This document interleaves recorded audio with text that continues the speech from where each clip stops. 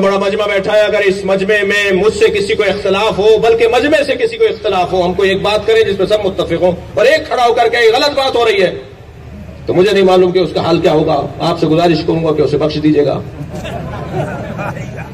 لیکن اتنا بڑا غدیر کا میدان، اس میں 1 لاکھ سے زیادہ صحابہ کرام تھکے تو نہیں ہے نا؟ تو ایک مرتبہ ایک شخص کھڑا ہو کر کہتا ہے، حارث ابن نعمان فہری کہتا ہے، یہ آپ نے اپنی طرف سے کہا ہے، یہ اللہ نے آپ کو حکم دیا ہے؟ یا آپ نے جو علی کو مولا بنا دیا، یہ آپ نے اپنی طرف سے کہا ہے، یہ اللہ نے آپ کو کہا تھا؟ میرے مولا نبی نے فرمایا کہ میں تو کوئی بات ہی نہیں کرتا سوائے وحی کے، میں جو بولتا ہوں اللہ کی جانب سے بولتا ہوں. تو کہنے لگا کہ اگر یہ آپ نے اللہ کی طرف سے کہا ہے تو پھر اللہ سے کہیے کہ آسمان سے پتھر نازل ہو اور وہ مجھے مار کر چلا جائے. مجھے تو نہیں پتا عزیزوں کے پیغمبر نے بد دعا کی، اس لیے کہ جو رحمت للعالمین ہو اس کے ہاتھ بد دعا کے لیے نہیں اٹھتے. پیغمبر نے بد دعا نہیں کی اس لیے کہ علی کے دشمن کے لیے بد دعا کی ضرورت ہی نہیں ہے. یہاں اس نے ایک مرتبہ عذاب کا مطالبہ کیا. قرآن نے کہا ہے، سأل سائل بعذاب واقع، ایک سائل نے عذاب مانگا اور عذاب آیا. یا اللہ، تو نے تو قرآن میں کہہ دیا کہ اے میرے حبیب تمہاری امت پر میں عذاب نازل نہیں کروں گا. کیوں؟ وانت فیہم، کیونکہ تم ان کے درمیان ہو. نبی درمیان میں ہے، آسمان کا عذاب نہیں آئے گا. یہاں ایک شخص کہہ رہا ہے آسمان سے عذاب آئے اور میں مر جاؤں، اور قرآن کہہ رہا ہے عذاب آیا. معلوم یہ ہوا کہیں استثناء ہوتا ہے، اور جہاں استثناء ہو اسی کو علی کہا جاتا ہے. علی کے دشمن کے لیے عذاب رکے گا نہیں. اور ایک مرتبہ آسمان سے عذاب آیا اور یہ شخص اسی دنیا سے اس حالت میں چلا گیا کہ جیسے کسی کے اوپر عذاب نازل ہوتا ہے، پتھر سر پہ پڑا، دنیا سے چلا گیا. عزیزان گرامی، ابرہہ کا لشکر خانہ کعبہ کو ڈھہنے کے لیے آیا تھا، اور اللہ نے خانہ کعبہ کو بچانے کے لیے ابابیل کا لشکر بھیجا تھا، اور ہر پرندے کی چونچ میں باریک سا کنکر تھا. جب انہوں نے ان پرندوں نے کنکر برسانا شروع کیے اور ہاتھی زخمی ہو کے بھاگنے لگے اور خانہ کعبہ کی حفاظت ہو گئی، تو اسی عالم میں جبریل ان پرندوں سے مخاطب ہوئے کہ تم میں سے فلاں پرندہ اپنی چونچ میں دبا ہوا کنکر نہ پھینکے. اس نے پوچھا کہ میں اس کنکر کا کیا کروں؟ کہ اسے واپس لے جاؤ اور کسی پہاڑ کے اندر جا کے گھونسلہ بناؤ اور اس کنکر کی حفاظت کرو دوسری وحی آنے تک. اب ایک مرتبہ جب یہ مرحلہ آیا کہ غدیر کے موقع پہ اس نے کہا کہ اللہ سے کہیے کہ پتھر نازل کرے، تو جبریل نے اسی پرندے کو آواز لگائی کہ تمہاری غیبت کا دور ختم ہو گیا اور آؤ اللہ کا عذاب اس پر گراؤ. عزیزان گرامی، اللہ یا اپنا گھر بچاتا ہے یا گھر کا مالک بچاتا ہے. صلوات پڑھے محمد و آل محمد.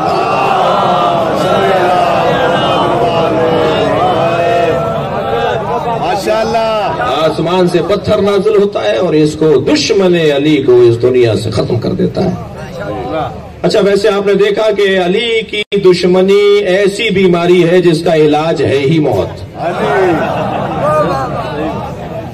اور میرا اور آپ کا تو معاملہ ہی نہیں ہے، معاملہ ہے اللہ سے. اس لیے کہ علی کا اپنا تو کچھ ہے ہی نہیں. جو کچھ ہے میرے عزیزوں وہ اللہ کا ہے، اس لیے کہ یہ بیچ چکے اپنا سب کچھ. اور فرمایا حدیث غدیر پر میں اپنے بیان کو ایک منزل کی طرف لے جا رہا ہوں. حدیث غدیر پر کسی کو اختلاف نہیں.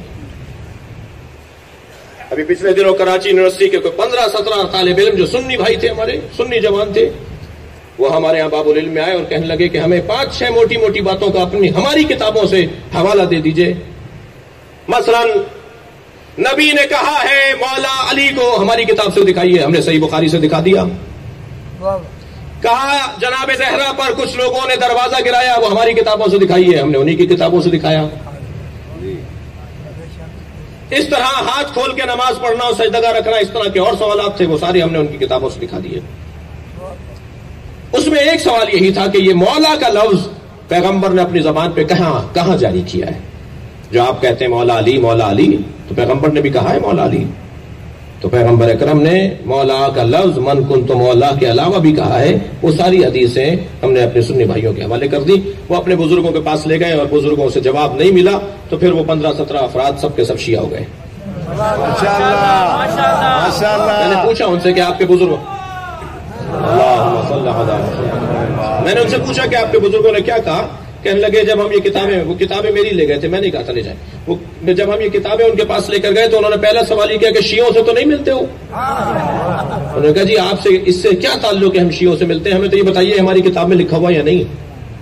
یہ ساری باتیں جو لوگ بولتے ہیں، جواب نہ ہونے پر بہرحال لوگوں کو ہدایت کا اور ایک سمت کی جانب رہنمائی ہوتی ہے۔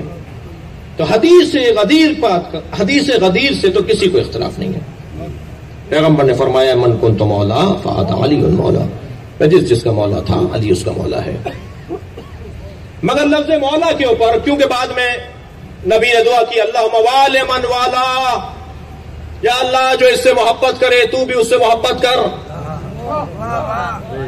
وعاد من عادا، اور جو اس سے دشمنی کرے تو بھی اس سے دشمنی کر۔ یہ دعا کی نبی نے جب خطبہ ختم کر رہے ہیں، خطاب کے آخر میں نبی نے دعا فرمائی۔ تو لفظ مولا سے تو کسی کو انکار نہیں ہے، اور حدیث مولائیت کے اوپر کسی کو انکار نہیں ہے، حدیث غدیر سے کسی کو انکار نہیں ہے، لیکن معنی و مفہوم کے اندر تشریحی باب میں اس کے مفاہیم کو، مفہوم کو، مطلب کو تبدیل کرنے کی کوشش کی جاتی ہے۔ 27-28 معنی لکھ ڈالے کہ مولا کا یہ مطلب ہے، مولا کا وہ مطلب ہے، حتیٰ بڑے بڑے معتبر لوگوں نے بھی مولا کا مطلب کچھ اور لیا اور کہا صاحب مولا سے مراد ہے دوست۔ نبی نے فرمایا کہ میں جس کا دوست ہوں علی اس کا دوست ہے۔ میں اس پہ نہیں زیادہ بحث میں جانا چاہ رہا، لیکن اتنا کہہ کر اپنی بات کو منزل دوں کہ نواب رامپور کے بیٹے کی شادی تھی، بڑے بڑے نوابین شادی میں شریک ہونے آ رہے تھے۔ جیسے جیسے نوابین اور رؤسا سواریاں ان کی پہنچتی تھیں تو انہیں دسترخوان پہ لے جایا جاتا تھا۔ جب مہمان کھانا کھا لیتا تھا تو نواب صاحب کا ایک نوکر تھا، اس کو وہ محمد کہہ کے پکارتے تھے، تو نواب صاحب آواز لگاتے تھے محمد انار لاؤ، اور محمد دوڑا دوڑا جاتا تھا اور انار لاتا تھا، اسے کھولتا تھا، اس کے دانے جو ہیں وہ مہمانوں کو کھلائے جاتے تھے۔ مسلسل آواز لگتی رہے محمد انار لاؤ، محمد انار لاتا رہا۔ جب بارات تیار ہوئی اور بارات چڑھنے لگی تو پھر نواب صاحب کی آواز آئی محمد انار لاؤ، تو محمد دوڑے دوڑے گئے اور جلنے والا انار لے آئے۔ دسترخوان پر تو نواب صاحب نے نہیں کہا تھا کہ کھانے والا لاؤ،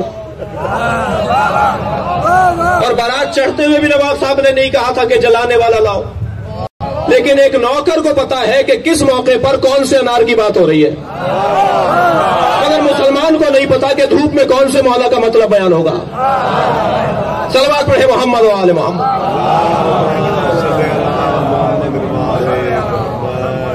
نہیں عزیزان گرامی، مولا اولا بالتصرف، ہماری جانوں پر ہم سے زیادہ علی کو حق ہے، ہماری جانوں پر، ہمارے مال پر، ہماری اولاد پر ہم سے زیادہ میرے مولا علی کو حق ہے۔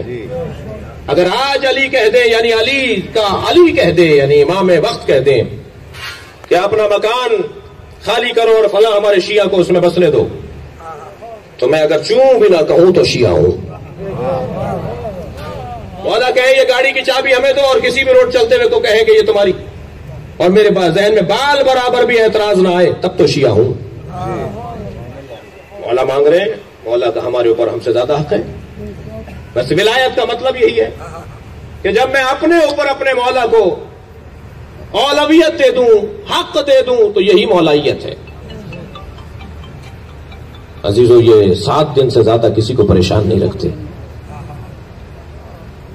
7 دن سے زیادہ آزماتے نہیں ہیں۔ غلطیاں کرنے والے تو زیادہ مشکل میں رہتے ہیں، لیکن جس نے غلطی نہ کی ہو، آزمائش یہ 7 دن سے نہیں زیادہ نہیں لیتے۔ جتنے بھی یہاں حاجت مند، پریشان حال، مشکلات کا شکار، اپنے مسائل لے کر اس بارگاہ حیدری میں آئے ہیں، وہ اپنے ذہنوں میں اپنی پریشانیوں کو لائیں، یا اپنے چاہنے والوں کو 7 دن سے زیادہ پریشان نہیں رکھتے۔ کریم گھرانہ ہے۔ علی بن ابی طالب کو اگر واسطہ دیا جائے نبی کا، عجیب داستان ہے۔ کسی نے سوال کیا کہ ہم تو وسیلہ بناتے ہیں نبی کو اللہ کی بارگاہ میں، نبی کس کو وسیلہ بناتے ہیں؟ کہتے ہیں نا اہدنا الصراط المستقیم، نبی کے ذہن میں کون ہوتا ہے؟ نبی بھی تو کہتے ہیں نا اہدنا الصراط المستقیم، وہ کون سے صراط مستقیم کے لیے کہتے ہیں؟ علی کس کے لیے کہتے ہیں؟